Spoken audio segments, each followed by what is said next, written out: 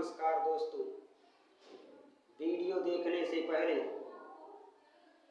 YouTube channel Umesh A to Z को like एवं subscribe करें, शेयर करें। आज बीजेपी पार्टी में अपराधी प्रवृत्ति के लोगों के सहारे चुनाव जीतने के लिए बीजेपी के लोग किसी भी हद तक जा सकते हैं। जब भी इनकी पार्टी के विरोध में कोई भी व्यक्ति बोलता है तो अपराधी और माफिया हो जाता है और उसके ऊपर तरह तरह की धाराएं लगाकर उसको जेल की सलाखों के पीछे कर दिया जाता है। और वही व्यक्ति जब इनकी पार्टी में शामिल होकर इनके पक्ष में बोलने लगता है तो वह वॉशिंग मशीन जैसी धुलाई करके साफ सुथरी छवि वाला बना दिया जाता है।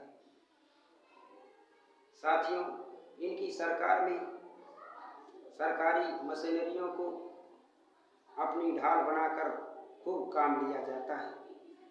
सरकारी मशीनरियां भी इनके इशारे पर खूब काम करती है। यही है बीजेपी सरकार की असलियत। इनके लोग वोटों की चोरी और धांधली करने में काफी माहिर हो चुके हैं और सरकार के लिए काम करते हैं। जरा सोचिए, खुदा न खास्ते अगर कहीं सरकार बदल गई तो इन लोगों की क्या हाल होगी। क्या बीजेपी में बैठे बीजेपी की सरकार के लोग इनको बचाने के लिए आगे आएंगे। इसलिए मैं इन सरकारी कर्मचारियों और अफसरों को ये नसीहत देना चाहता हूँ कि आप लोग सरकार के इशारे पर काम ना करें। आप लोग निष्पक्ष होकर सही तरीके से लोगों के साथ काम करें और अपने बुद्धि और विवेक का सही तरीके से इस्तेमाल करिए ताकि लोगों को न्याय मिले। अगर इस तरह से पक्षपात की भावना से आप लोग काम करेंगे तो आने वाले समय में कहीं सरकार बदल गई तो आपके लिए समस्याएं खड़ी हो जाएंगी। आपके विरोध में कोई भी अगर किसी प्रकार का FIR कर देगा और जब दूसरी सरकार आएगी आपके खिलाफ जांच होगी तो आपको जेल के सलाखों के पीछे कर दिया जाएगा, तो आपके लिए समस्या खड़ी होगी। इसलिए मैं उन सरकारी कर्मचारियों, अधिकारियों और अफसरों को बताना चाहता हूँ कि आप लोग सही तरीके से सुचारू रूप से नियम से काम करते रहिए, वरना आपको पछताना पड़ेगा। ये लोग आपको अपनी ढाल बनाकर इस्तेमाल करना चाहते हैं और कर भी रहे हैं। इसलिए आप किसी के इशारे पर काम मत करिए। अगर आप किसी के इशारे पर काम करेंगे, आपको नौकरी करना ही है। ऐसा नहीं कि आप 2-4 महीने करके छोड़ देंगे, आपकी नौकरी खत्म हो जाएगी। दूसरी सरकार आएगी तब भी आपको नौकरी करना होगा।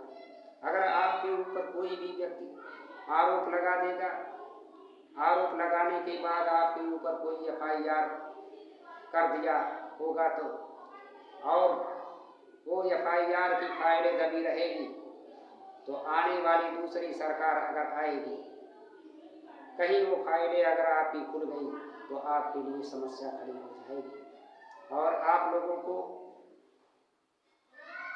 कठिन से कठिन, कड़ी से कड़ी धाराओं के अंतर्गत FIR करके जेल के सलाखों के पीछे कर दिया जाएगा। इसलिए आप लोग पढ़े लिखे बुद्धिजीवी वर्ग से आते हो, आपको सही और सुचारू रूप से सही तरीके से काम करने की जरूरत है और काम करिए। आप किसी के दबाव में कानून का उल्लंघन ना करें। संविधान के दायरे में रहकर आप अपने बुद्धि विवेक का इस्तेमाल करके सही तरीके से काम करिए, वरना आपको पछताना पड़ जाएगा।